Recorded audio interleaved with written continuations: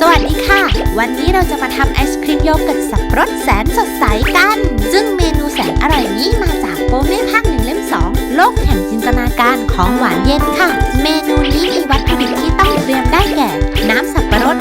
รดโยเกิร์ตรสธรรมชาติแล้วก็น้ำเชื่อมค่ะมีวัตถุดิบแค่4อย่างนี้ก็ทำไอติมได้แล้วค่ะมาเริ่มกันเลยขั้นตอนที่1ผสมน้ำสับปะรดกับน้ำเชื่อมเริ่มที่การตวงน้ำสับปะรดทั้งหมด1ถ้วยตวงใช้น้ำสับปะรดสดอร่อยกว่าน้ำหวานกลิ่นสับปะรดแน่นอนค่ะผสมน้ำสับปะรดเข้ากับน้ำเชื่อม2/3 ถ้วยตวงคนน้ำหวานและน้ำสับปะรดให้ละลายเข้าด้วยกันเตรียมภาชนะหรือแม่พิมพ์ที่เอาไว้สำหรับทำน้ำแข็งแล้วใส่น้ำสับปะรดที่ผสมน้ำหวานเอาไว้ลงไป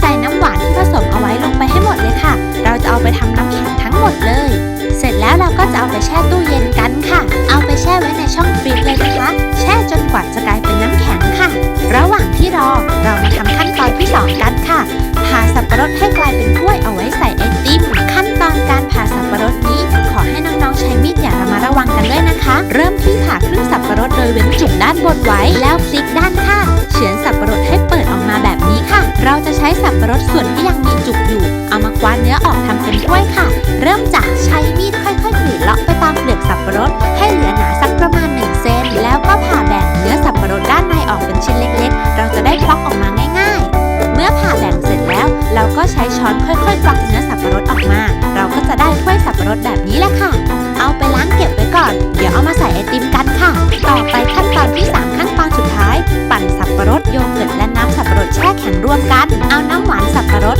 ที่เราแช่ไว้เป็นน้ำแข็งเรียบร้อยแล้วออกมาค่ะใส่ลงไปทั้งหมดเลยอย่างในคลิปนี้มันอาจจะยังไม่ค่อยเป็นน้ำแข็งเท่าไหร่แต่ว่าจริงๆแล้วยิ่งแข็งเท่าไหร่ก็ยิ่งดีนะคะเพราะถ้าเหลวเกินไปเดี๋ยวมันจะกลายเป็นน้ำปั่นค่ะจากนั้นก็ใส่เนื้อสับปะรดหั่นชิ้นเล็กๆที่เราเพิ่งคว้านออกมาจากสับปะรดเมื่อกี้นี้แล้วก็ใส่โยเกิร์ตธรรมชาติ1 กระป๋องใส่ครบทั้งหมดแล้วก็ปิดฝาปั่นรวมกันจนเนื้อละเอียดค่ะ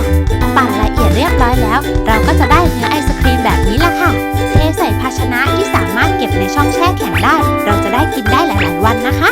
เห็นไหมคะว่าการทำไอศครีมอร่อยๆไม่ได้ยากเลยแต่อาจจะต้องใช้เวลาอดทนรอคอยนิดนึงเพราะว่าเราจะต้องเอาไปแช่ในช่องแช่แข็งต่ออีกสักประมาณ2 ชั่วโมงค่ะเอาละค่ะพอไอติมของเราแข็งเรียบร้อยแล้วก็ถึงเวลาเสิร์ฟเอาชามสับปะรดที่ทำไว้ออกมาได้เลยตักไอติมลูกโตๆใส่ลงไปเลยค่ะตกแต่งด้วยเนื้อสับปะรดเยอะๆเพราะกินคู่กันกับเนื้อสับปะรดได้รสชาติเปรี้ยวหวานอร่อยมากๆเลยค่ะตักไอติมลูกโตๆเพิ่มไปอีกสัก2 ลูกดีไหมนะ